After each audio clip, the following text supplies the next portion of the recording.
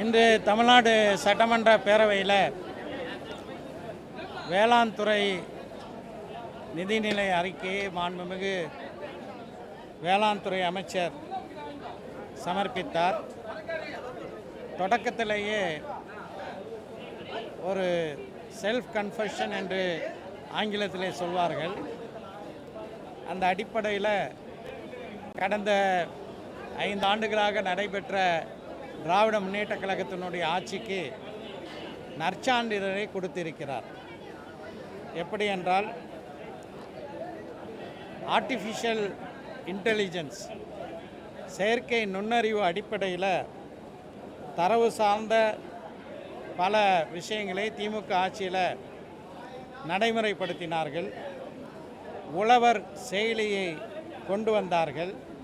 வேளாண்மைக்கு புதிய பரிமாணத்தை திராவிட முன்னேற்ற கழக ஆட்சி செய்தது என்று ஒரு ஒப்புதல் வாக்குமூலத்தை நம்முடைய தாவேகாவினுடைய வேளாண்மை துறை அமைச்சர் அவர்கள் தன்னுடைய உரையிலே குறிப்பிட்டார்.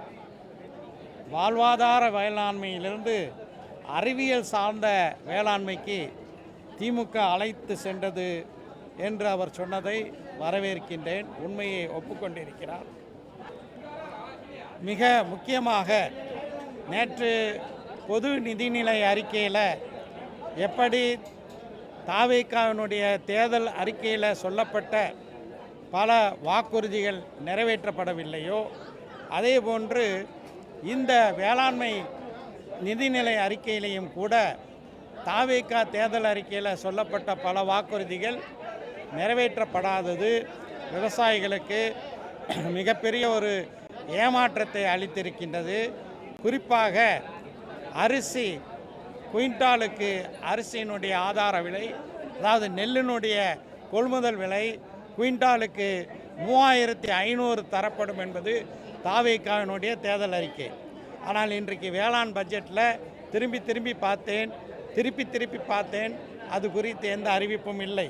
அதேபோல் கரும்புக்கு டன்னுக்கு 4500 ரூபாய் தருவோம் என்பது தாவேகாவினுடைய தேர்தல் அறிக்கை. அது குறித்தும் இந்த வேளாண் பட்ஜெட்டில் எதுவும் இடம்பெறவில்லை.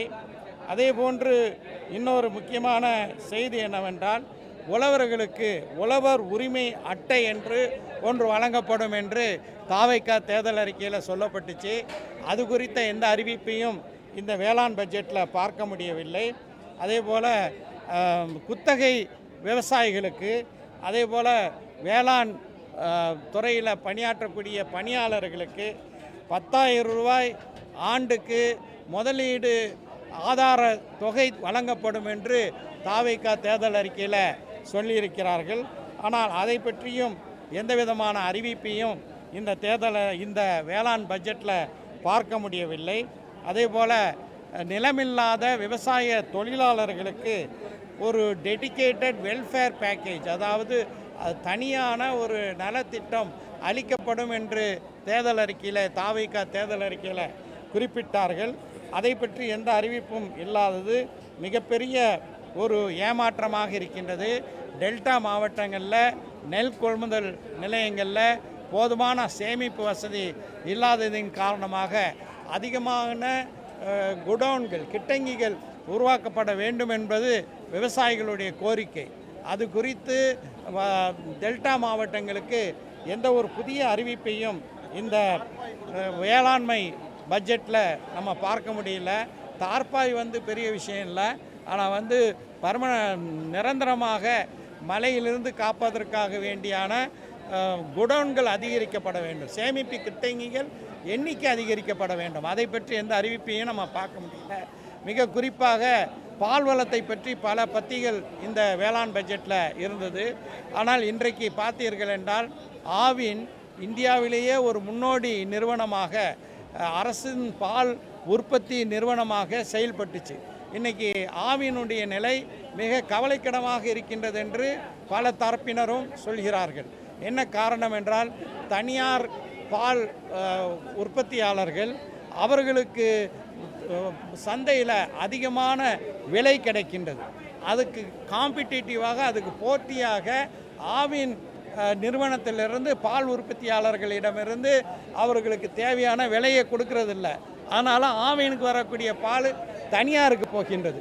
எனவே ஆவின் நிறுவனம் சிறப்பாக இயங்கிய ஆவின் நிறுவனம் இன்றைக்கு மிகப்பெரிய ஒரு பின்னடைவை ஏற்படுத்தி இருக்கின்றது. மொத்தமாக சொல்ல வேண்டுமென்றால் பல அறிவிப்புகள் இருக்கின்றது. இந்த அறிவிப்புகள் எல்லாம் எப்படி நிலைநாட்டப் போகிறார்கள் என்பது ஒரு பெரிய கேள்விக்குறி இருக்கின்றது. மற்றதெல்லாம் விடட்டும், தேர்தல் அறிக்கையில் சொன்ன வாக்குறுதிகளை, வேளாண் தொடர்பாக சொன்ன வாக்குறுதிகளை ஏன் இந்த அரசு நிறைவேற்றவில்லை என்பதுதான் டெல்டா விவசாயிகளுடைய மிகப்பெரிய ஒரு கேள்வியாக இருக்கிறது.